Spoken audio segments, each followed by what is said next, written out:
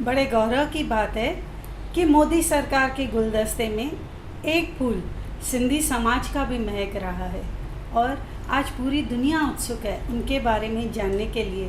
तो आइए आज मुलाकात करते हैं शंकर लालवानी जी से। मां शंकर लालवाणी जेको लोकसभा में चुनियल आयल मेंबर ईश्वर जो कसम तो खाया त भारत के कानून हेठ स्थापित कयल संविधान में मां सच्ची श्रद्धा और निष्ठा रखंदुसि ऐं मां भारत के सर्वसमर्थित एवं अखंडता के बरकरार रखंदुमि ऐं जेको कर्तव्य हाणे पाण ते हमारो कंदो इहो ईमानदारी का पालन कंदुमि।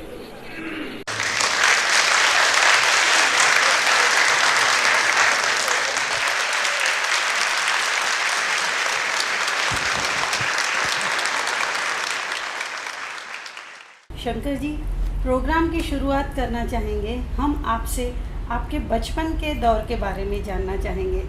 देखिए, बचपन का दौर बहुत ही विषम परिस्थितियों में रहा, क्योंकि विभाजन के बाद जब परिवार पाकिस्तान से 15 अगस्त के पहले 47 के पहले आया, तब पाकिस्तान सिंध शिकारपुर में हमारा परिवार रहता था और वहाँ से जब विभाजन के बाद आया तो बहुत ही मुश्किल परिस्थितियों में यहाँ आया और पाकिस्तान से राजस्थान आया और राजस्थान से फिर इंदौर आया। तो विषम परिस्थिति सब कुछ वहाँ छोड़ के आए, सिर्फ परिवार के मेंबर थे वो आए और उसके बाद एक नया सफ़र शुरू करा इंदौर में। तो मुझे लगता है कि वहाँ भी हम संघ की शाखा में जाते थे। जब यहाँ आरएसएस के संघ के स्वयंसेवकों से मिले थे इंदौर में, तब मतलब सिंध में भी संघ में जाते थे? बिल्कुल, सिंध में भी संघ में जाते थे और हमारा सौभाग्य है कि पिताजी जैसे बताते थे कि एक दिन गुरुजी जो हमारे संघ के सरसंघ चालक जी थे वो सिंध में भी आए थे प्रवास पे और एक दिन वहाँ पे शिकारपुर में भी थे।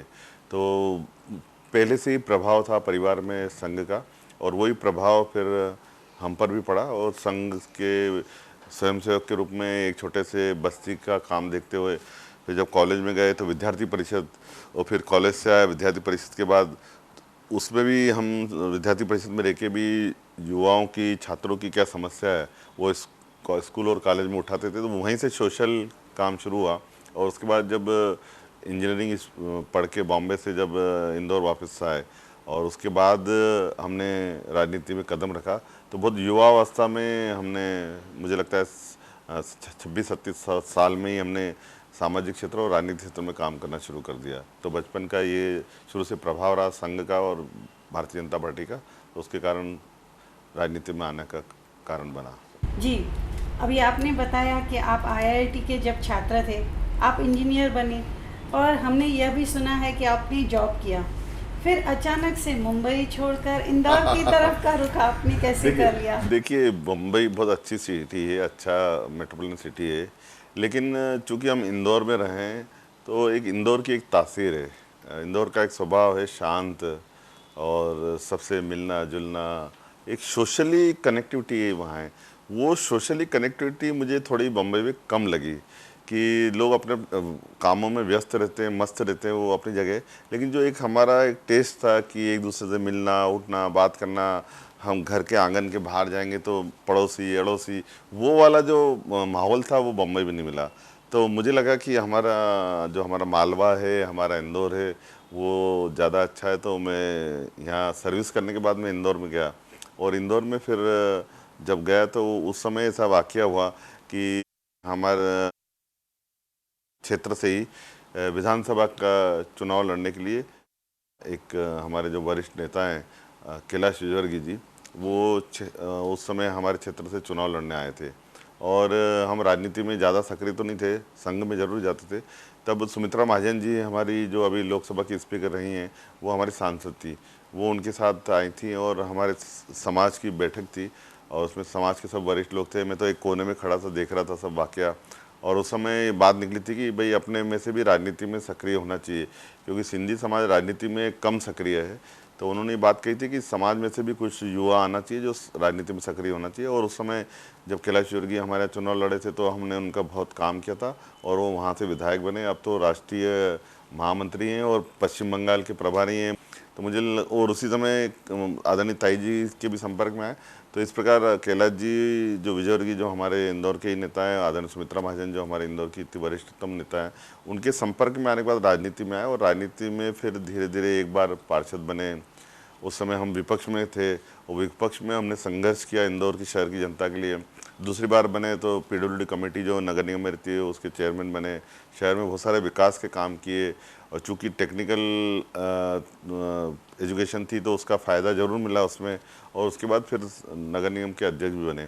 तो अलग अलग पदों पर रहने से ये हुआ कि काम करने का मौका पड़ा शहर के विकास के लिए और समाज के लिए, दोनों के लिए काम करें। मतलब स्टेप बाय स्टेप आप तरक्की की ओर बिल्कुल। मैं तो बहुत छोटा कार्यकर्ता था, संघ का स्वयंसेवक था, बूथ का फिर अध्यक्ष बना, वार्ड का अध्यक्ष बना, फिर बीजेपी में विधानसभा का अध्यक्ष भारतीय जनता पार्टी का, उसके बाद नगर का मंत्री बना और नगर का अध्यक्ष बना। तो अलग अलग स्टेप धीरे धीरे चढ़ते हुए इस मुकाम पर शायद इसीलिए ही कहा जाता है कि शंकर लालवानी जी के व्यक्तित्व की एक खास बात है कि जहां वह अमित शाह जी जैसे लोगों के साथ मिलकर चुनाव जीतने की रणनीति बना सकते हैं, वहीं अपने कार्यकर्ताओं के साथ मिलकर उस रणनीति को एक्शन प्लान बनाकर भी शंकर जी के पास चुनाव जीतने का एक मूल मंत्र है। कार्यकर्ता भाव है, कार्यकर्ता के रूप में काम किया है। तो कार्यकर्ता नीचे से जब काम करते हैं तो नीचे से लेके जब इस पद पर आते हैं तो बहुत सारा अनुभव हो जाता है, वो अनुभव का लाभ मिलता है जी। और एक और बात हम ज़रूर ये समझ चुके हैं अब तक शंकर जी से बात करके कि इंदौर की जनता आपको बहुत ही प्रेम करती है। आप एक काफ़ी लोकप्रिय मिलनसार आपको कहा जाता है। 30 साल से आप लगभग अपने सामाजिक कार्यों में इंदौर के हर एक व्यक्ति के साथ जुड़े हुए हैं। पर्सनल लेवल पे आपके साथ मिलना कोई मुश्किल काम नहीं है। मैं इजीली अप्रोचेबल हूँ, इजीली कांटेक्ट है मेरा और सोशली इन्वॉल्व है। सोशल इंजीनियरिंग के रूप में हमने सोशल काम इतने किए हैं तो समाज के हर वर्ग से मिलना जुलना संपर्क होना हुआ तो उसका निश्चित तौर पे फ़ायदा मिलता है। और आप जब आप समाज के बीच में समाज के साथ दुख सुख में खड़े रहते हैं तो समाज भी आपके हर काम में साथ देता है। जी, मोदी सरकार का नारा है सबका साथ सबका विकास। आज पूरा देश विकास की बात कर रहा है और आप विकास प्राधिकरण के अध्यक्ष रहे हैं। उस कार्यकाल के दौरान इंदौर में कौन से विकास के कार्य हुए, कौन सी बड़ी उपलब्धियां आपने जनता तक पहुंचाई? देखिए, विकास प्राधिकरण में जब हम रहे थे तो बहुत सारे काम हमने किए थे और ख़ास करके जो इंदौर में थोड़ी ट्रैफिक की समस्या है उसको लेके हमने ब्रिजेस बनाने का काम शुरू किया। 2 ब्रिजेस का काम बंद पड़ा था 8 साल से, वो पूरे करे। नई सड़कें बनाई, रहने के लिए लोगों के रहने के लिए, गरीब लोगों के रहने के लिए आवास बनाया, मध्यम वर्गीय लोगों के रहने के लिए आवास बनाया और जो उच्च वर्ग के लोग हैं उनके लिए भी हमने आवास बनाया।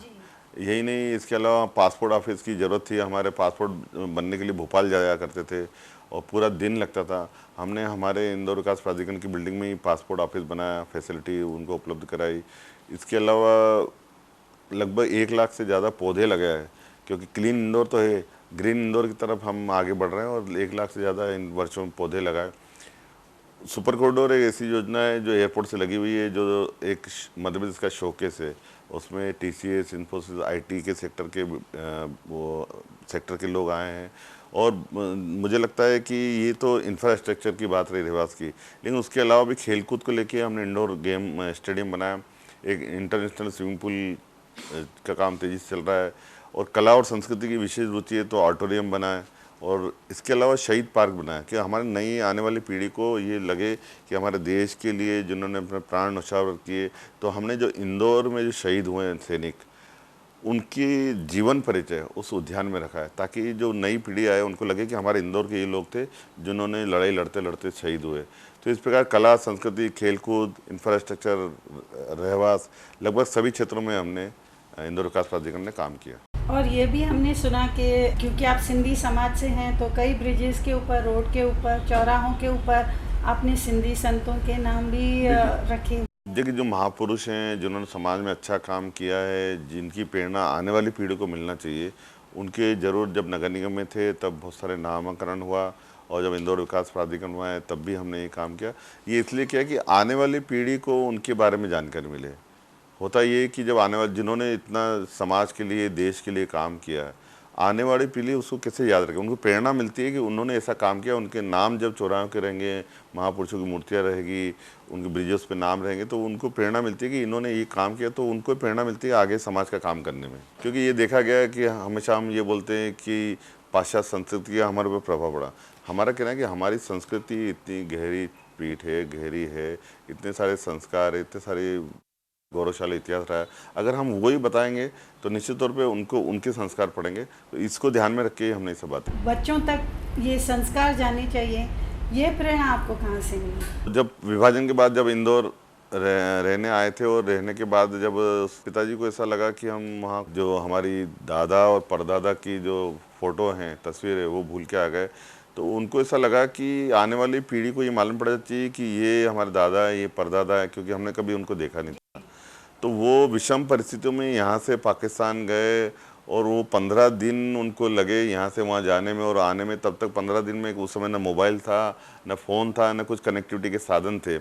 तो एक तो घर वाले जाने नहीं दे रहे थे, जब वो बड़ी जिद करके गए कि नहीं, उनके दादा परदादा की फ़ोटो लाना ज़रूरी है, क्योंकि आने वाली पीढ़ी को कैसे मालूम पड़ेगा कौन उनके दादा परदादा हैं। तो वो गए वहाँ, 15 दिन बाद जब वापस आए तब उन लोगों ने राहत की सांस ली कि वो वापस आ गए, क्योंकि वहाँ परिस्थितियाँ ख़राब थी। तो परिचय खराब होने के कारण सबको ऐसा था कि क्या मालूम वहाँ जाने के बाद क्या स्थिति बने। पर वो दोनों फ़ोटो ले आए, वो फ़ोटो आज भी हमारे बीच में, हम उनका प्रतिदिन दर्शन करते हैं। तो एक ये संस्कार वहाँ से पड़े कि हमारा पुरानी संस्कृति, संस्कार खजाना है, वो मुझे लगता है आने वाली पीढ़ी को भी होना चाहिए। आपको साहित्य, संस्कृति और कला प्रेमी भी कहा जाता है। आपका मालवा उत्सव पूरी दुनिया में मशहूर है। मालवा उत्सव का ख्याल आपके मन में कैसे आया? और मैं अक्सर सुना करता था कि हमारे जो युवा हैं उनके ऊपर ये इस प्रकार वेस्टर्न कल्चर का प्रभाव धीरे धीरे बढ़ता जा रहा है। मुझे लगता है हम उसको दोष दें कि वेस्टर्न कल्चर का प्रभाव हमारे युवा पीढ़ी पे पड़ रहा है। उससे अच्छा ये कि हमारी जो संस्कृति है, हमारा जो कल्चर है, उसको बढ़ावा दें जी। और उसी को देखते हुए हमने एक NGO बनाया, और NGO में हमने ये तय किया कि हर महीने एक कार्यक्रम करेंगे हमारी भारतीय कला और संस्कृति को लेके, और वो हम नई पीढ़ी के पास ले जाएंगे।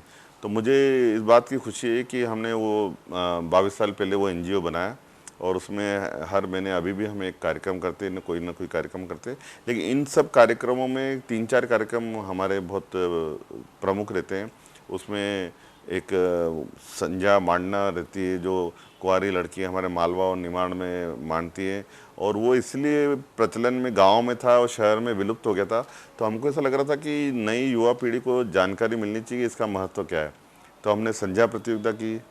हरतालिका तीज एक होती है, वो हरतालिका तीज में हमारी जो महिलाएं, माता बहनें, वो निर्जल उपवास रखती हैं तीज के दिन, और हज़ारों की संख्या में वो हमारा एक इंदौर में राजवाड़ा है, वहाँ इकट्ठे होती हैं। तो मुझे इस बात की खुशी है कि पिछले 17-18 सालों से हम वहाँ पर, जो शहर का मेन स्थान है, मुख्य जगह राजवाड़ा, वहाँ पर हड़तालिका तीज की भजन संध्या करते हैं। और जो 10 बजे हम भजन संध्या शुरू करते हैं, सुबह 5 बजे तक करते हैं। हज़ारों महिलाएँ थिरकती है, सिर्फ महिलाओं का रहता है। वहाँ महिला पुलिस रहती है, कार्यकर्ता हमारे महिला रहते हैं, चारों तरफ महिला रात भर भजन संध्या पे नाचती रहती है। तो ये इस प्रकार के उत्सव पूरे देश में फेमस हुए। और जहाँ तक आप मालवा उत्सव की बात कर रहे हैं, ये मालवा उत्सव वो है कि लोक संस्कृति को बढ़ावा देने के लिए। हमने देखा होगा कि बड़े बड़े कलाकारों को तो बहुत स्टेज मिल जाता है, लेकिन जो इंटीरियर में हमारे कलाकार हैं, जो लोक कलाकार हैं, उनको बड़ा प्लेटफॉर्म नहीं मिलता है। हमने निर्णय लिया कि पूरे देश भर के इस प्रकार के जो फोक डांस करते हैं, क्योंकि बाकी डांस होते, फोक डांस कहीं ना कहीं विलुप्त होते जा रहे हैं। तो हमने ये तय किया कि हर स्टेट के फोक डांस हम परफॉर्म करेंगे, ताकि एक स्टेट का आदमी दूसरी स्टेट को देखे और दूसरी स्टेट का आदमी पहली स्टेट को देखे। इस प्रकार अभी तक हमने लगभग 20 सालों में लगभग हज़ारों कलाकारों को हम बुलाते हैं, और वो एक दूसरे का परफॉर्म करते हैं। कश्मीर के भी कलाकार आते हैं, वो अपनी लोक कला प्रस्तुत करते हैं। तो केरला के भी कलाकार आते हैं, गुजरात के भी आते हैं, तो मणिपुर, मिजोरम, बंगाल के भी आते हैं, मध्य प्रदेश, राजस्थान, छत्तीसगढ़, महाराष्ट्र के भी कलाकार आते हैं। तो एक प्लेटफॉर्म पर पूरे 7 दिन तक लोक कलाकारों का एक कुंभ लगा रहता है। 7 दिन। और मुझे बताते हुए खुशी रहती है, हर दिन 1 लाख लोग देखने आते हैं। तो ये मालवा उत्सव एक लोक कलाकारों का बड़ा कुंभ है, कलाकारों का, और इसकी प्रतीक्षा पूरे मध्य प्रदेश में नहीं, पूरे देश में रहती है। कलाकारों का ऐसा मानना है कि हम जब इस प्लेटफॉर्म पे परफॉर्म करने जाते हैं तो हमारा एक नया फ्लेवर मिलता है, पूरे देश विदेश में हम उस बात को कहते हैं। तो मालवा हमारा रीजन है, इंदौर को मालवा रीजन बोलते हैं। उस रीजन में मालवा उत्सव में हर कला और संस्कृति को एक ही प्लेटफॉर्म पे ले आते हैं। तो वो 20 सालों से लगातार हुआ है और उसमें हमको बहुत सारे वर्ल्ड रिकॉर्ड भी मिले हैं अलग अलग क्षेत्रों में।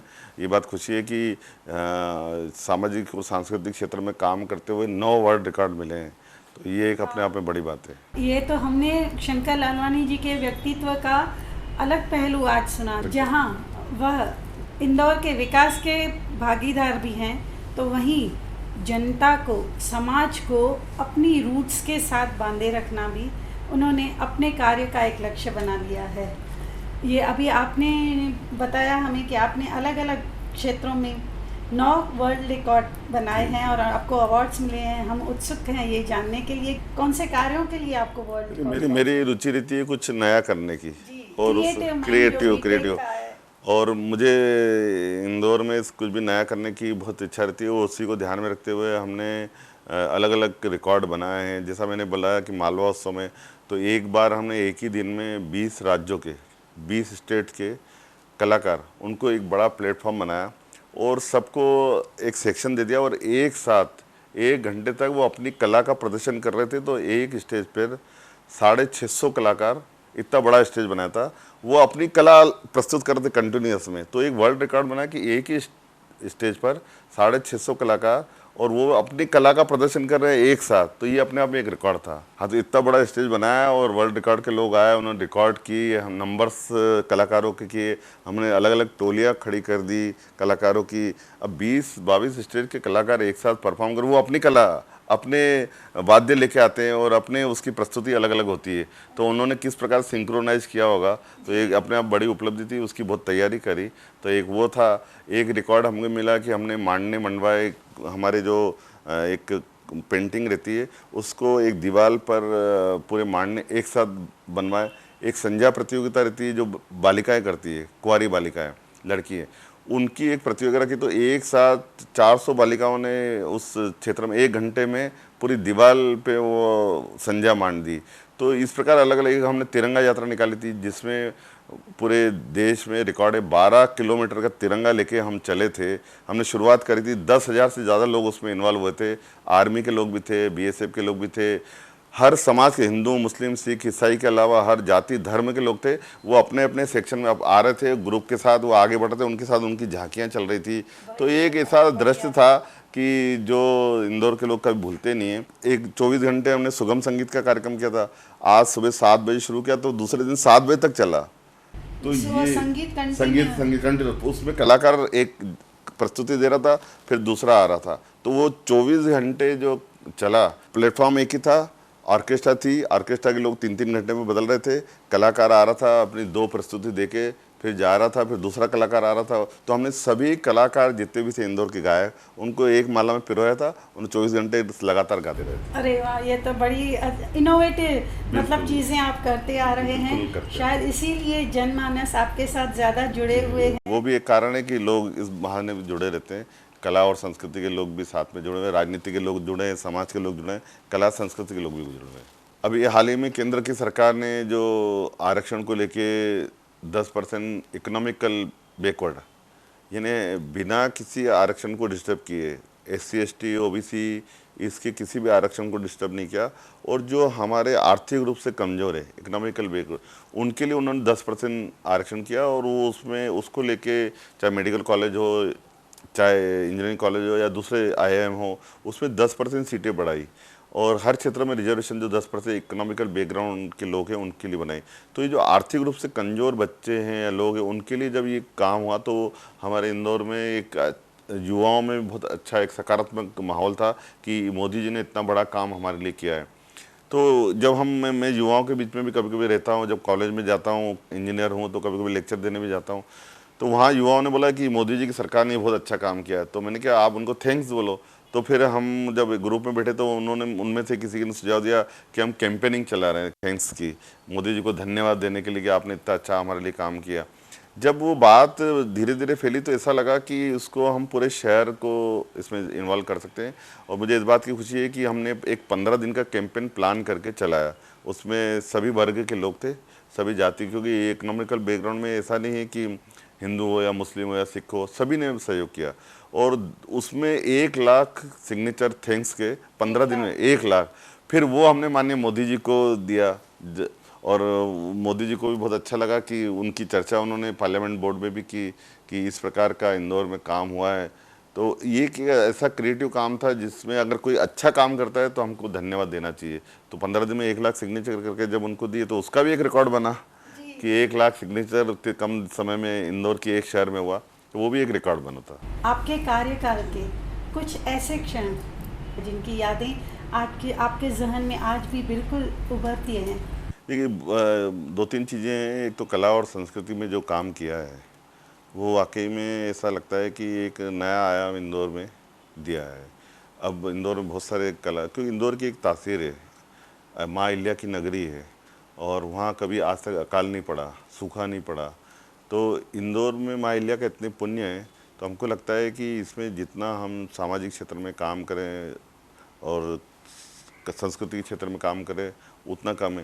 तो संस्कृति को लेकर हमने बहुत सारे काम किए और करते आ रहे हैं। उसके अलावा जो खास था कि जो पाकिस्तान से जो हमारे नागरिक आ रहे हैं उनकी नागरिकता को लेकर पिछले कई वर्षों से हम काम कर रहे हैं।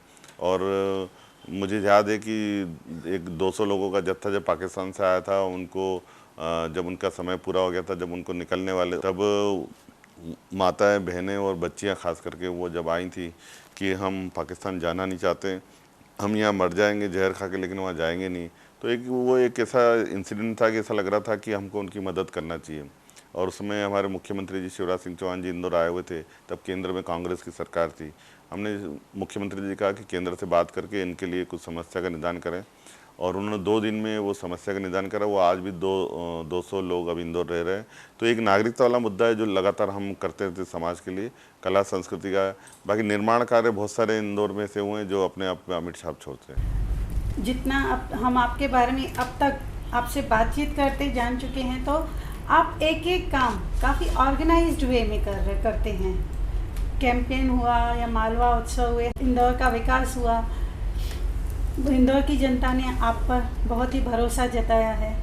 अब तो मुझे ये जानने की उत्सुकता हो रही है कि जे इतने सुव्यवस्थित हैं आप, तो इंदौर की जनता को अब कौन सा तोहफा आप देने वाले हैं?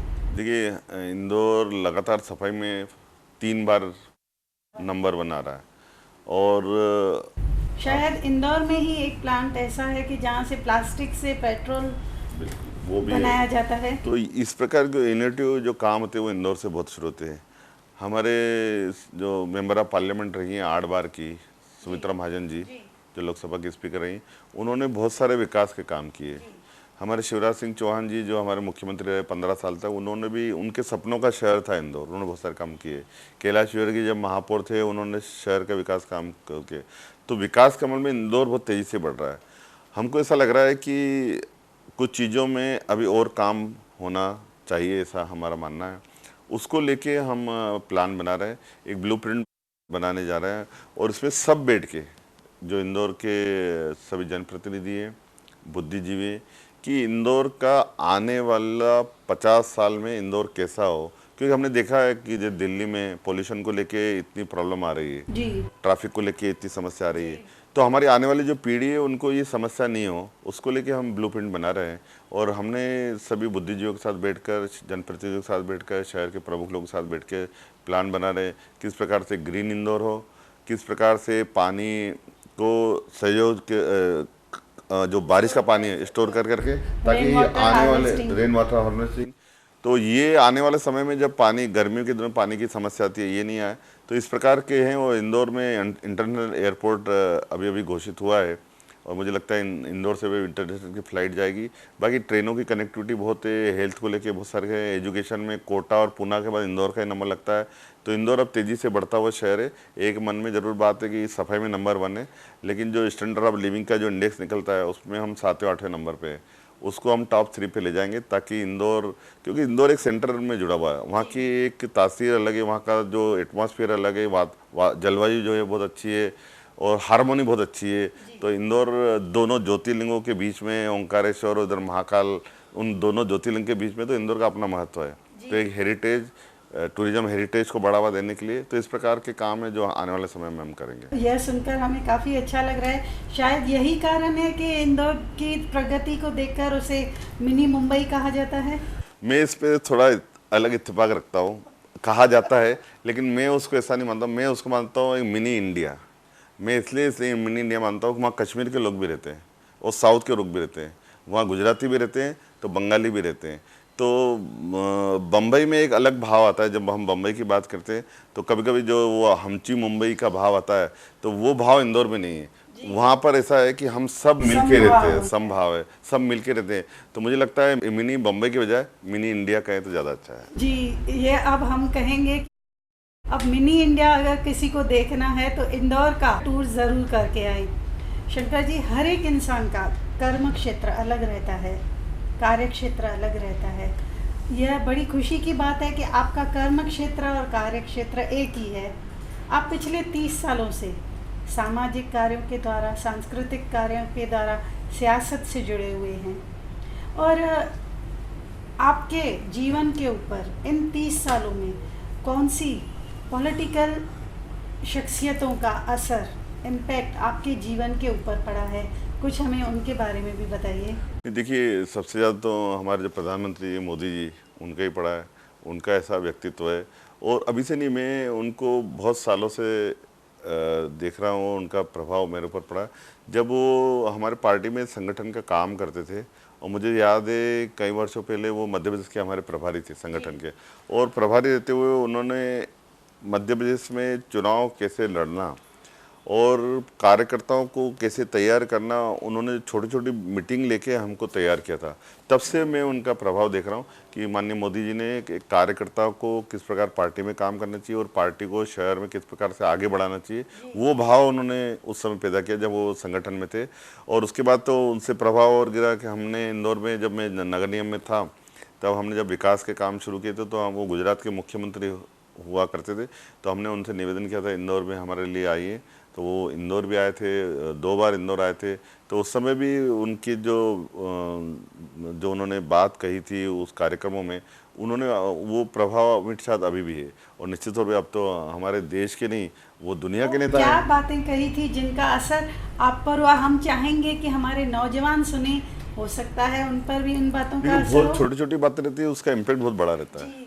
कार्यकर्ताओं को उन्होंने ये कहा था कि हमको चुनाव किस प्रकार से लड़ना चाहिए, और कभी कभी कार्यकर्ताओं को जिस स्थिति में रहते हैं उनकी अपेक्षाएं भी ज़्यादा हो जाती है।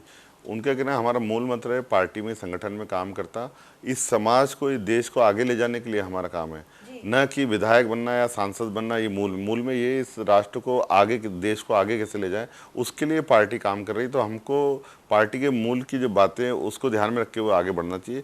तो कार्यकर्ताओं को उन्होंने जो भाव दिए वो, और जहाँ विकास की बात है, जब विकास के कार्यों के उद्घाटन करने आए थे तो किस प्रकार विकास किया जाता है, उन्होंने गुजरात मॉडल हमने देखा ही है, उसके आधार पे वो बताते थे हमको किस प्रकार विकास की बातें करें। तो ये ऐसी बातें थी कि जो हमारे जहन में और हमको प्रभाव गिरा है। मतलब ये हम कह सकते हैं कि जब तक प्रधानमंत्री भी नहीं बने थे, जी, तब आप से आपके उन पर उनका असर उससे पहले से ही है। और हम उस समय कार्यकर्ता थे, संगठन रूप में पार्टी की बैठक लेने आए थे। और जहाँ तक वो, जब हमने विकास काम किए थे, वो नगर निगम में महापौर कैलाश विजयवर्गीय थे और सुमित्रा महाजन हमारी सांसद थी, इनके बुलावे पे थे। हम तो नीचे के कार्यकर्ता के रूप में काम करते हुए हमने वो काम किया था। मुझे लगता है कि जब अच्छे काम होते हैं तो निश्चित तौर पे उनको भी ऐसा लगता है कि हम जाएं और जो उन्होंने काम किया उसको संबल दें, उनको सहारें, और उसके कारण ही वो 3 बार इंदौर आए थे। आपको कभी उस वक्त महसूस हुआ था कि प्रधानमंत्री मोदी जी के गुलदस्ते के आप एक महत्वपूर्ण? नहीं, देखो उस समय तो वो सपना ही हुआ, क्योंकि हम बहुत छोटे कार्यकर्ता थे और बहुत छोटे कार्यकर्ता को उसमें पार्टी में काम किया। ये बात दूसरी की, बाद में पार्षद बने, नगर अध्यक्ष बने, लेकिन ये भाव कभी नहीं आया, क्योंकि हमारे यहाँ पार्टी में पार्टी तय करती है किस कार्यकर्ताओं की क्या भूमिका है। हमने कभी पार्टी से अपेक्षा नहीं करते कि ऐसा होना चाहिए, वैसा होना चाहिए। पार्टी तय करती है कि किस कार्यकर्ता की क्या भूमिका है। पार्टी में सब कार्यकर्ताओं के लिए काम निश्चित है और कार्यकर्ता का पार्टी में काम निश्चित है। तो इस प्रकार का भाव अभी जो पार्टी निर्णय देती है उसके अनुसार ही आगे बढ़ते हैं, उस प्रकार का भाव उस समय तो नहीं था। और दूसरे स्थान पर हमारी लोकसभा की स्पीकर है सुमित्रा महाजन जी हैं। आपको सुमित्रा महाजन जी का करीबी माना जाता है। एक कुछ क्षण उनके साथ बिताए हुए जो आपके जहन में जिसकी यादगिरी आज भी है। उनके साथ काम करते हुए बहुत सारे मौके ऐसे आए जिसमें हमने ये सीखा किस प्रकार से काम करना चाहिए विषम परिस्थितियों में। और मैंने देखा कि उनके परिवार में जब उनके पति का निधन हो गया था, उस समय वो सांसद थे और उस समय एक महिला जब पति नहीं रहता किस प्रकार की स्थिति रहता है, मैंने उनको करीब से देखा।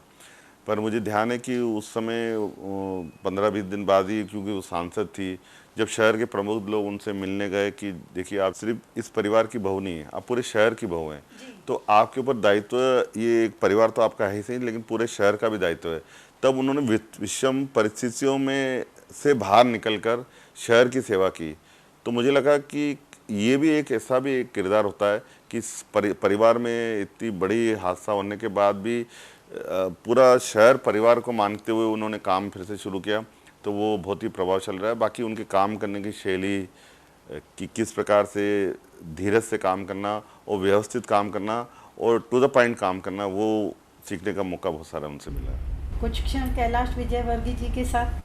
कैलाश जी हमारे क्षेत्र के जो विधायक थे, तभी हमने राजनीति में कदम रखा था और किस प्रकार से विधायक रह के जनता की सेवा की जा सकती है वो उनसे ही सीखा। कि उनका हार्ड वर्किंग इतना है कि वो 24 घंटे में से 20-20 घंटे काम करते थे। उस समय हमने देखा कि एक राजनेता किस प्रकार से समाज सेवा के रूप में काम कर सकता है। भाई सामान्य तौर पे जो एमएलए रहता है उसको ऐसा लगता है कि जो उनके काम हुए, लेकिन वो उसके अलावा भी उन्होंने समाज में कैसे काम करना, वो उस समय हम उनसे सीखा। और जब वो मेयर से बने थे और मैं उनके साथ जब पीडब्ल्यूडी कमेटी का चेयरमैन था, तो उन्होंने ये कहा था कि जब मैं उनके बाद किसी विकास के काम को लेके जाता था, वो कभी देखते नहीं थे, उन्होंने आपने देख लिया ठीक है आगे बढ़ो। तो उन्होंने जितने भरोसा दिलाया था और एक किस प्रकार कार्यकर्ताओं को समाज में नेता के रूप में स्थापित करना, वो उनमें क्वालिटी रही। और मैंने देखा कि उन्होंने बहुत ही हमको आगे बढ़ाने में पीछे सपोर्ट किया और फ्री होके हमको आगे बढ़ाने में किया और स्थापित करने में उनका बड़ा योगदान है। एक कार्यकर्ता को समाज में स्थापित करने का उन्होंने बहुत ही सराहनीय काम किया है। आप आज जहां मेंबर ऑफ पार्लियामेंट बनकर संसद में खड़े हैं, वह पूरे सिंधी समाज के हर व्यक्ति को ऐसे लग रहा है कि आज मैं वहाँ पर खड़ा हूँ। शंकर जी के स्थान पर वो खुद को देख रहे हैं और आप पर अब दोहरी जिम्मेदारी आ गई है। इतना तो इंदौर के लोगों के लिए आपने सपने संजो कर रखे हैं। कुछ ऐसा सपना जो आप सिंधी समाज के लिए देखते हैं आने वाले दिनों में? देखिए, बात सही है कि पूरे देश के और देश के बाहर भी सिंधी समाज को अपेक्षा है कि उनका एकमात्र सदस्य, लेकिन समाज की जो समस्याएं हैं, समाज की जो काम है, चाहे भाषा हो, संस्कृति हो, कला हो या दूसरी समस्या हो, क्योंकि अलग अलग राज्यों में अलग अलग समस्या है, उन सबको लेके हम बात भी करेंगे और काम भी करेंगे। लेकिन दूसरी जिम्मेदारी हमारे शहर की भी है। शहर के जनता ने इतना भरपूर आशीर्वाद और प्यार दिया है और शहर को और तेज़ी से आगे बढ़ाने के लिए हम काम करेंगे। तो दोनों में सामंजस्य बिठा के समाज का भी और शहर का भी, दोनों का काम साथ में करते हुए आगे बढ़ेंगे। जी, आपका क्रिएटिव माइंड और बहुत सारी न्यू आइडियाज़ लेकर इंदौर के समाज को, लोगों को एकत्रित करके चलता रहे और आपके कदम कामयाबी की मंजिलों तो चूमें। इसी शुभकामनाओं के साथ आपसे आज विदा लेंगे और बहुत जल्द आपसे फिर मुलाकात करने आएंगे। तब हम बात करेंगे उस विकास के दौर की जो आपके कार्यकाल में हम आपसे अपेक्षा करते हैं। नमस्कार। बहुत बहुत धन्यवाद। दर्शकों, आज के हमारे दिलेर सिंधी से मिलकर, जिन पर पूरे सिंधी समाज को गर्व है, मैं आशा करती हूँ कि उनके बारे में जानकर आपको भी, उनके जीवन शैली को समझकर आपको भी उन पर गर्व हुआ होगा। तो फिर जल्दी मिलेंगे शंकर लालवानी जी के साथ और नई मुलाकात में उनसे जानेंगे और ढेर सारी नई बातें। तब तक के लिए धन्यवाद। नमस्कार।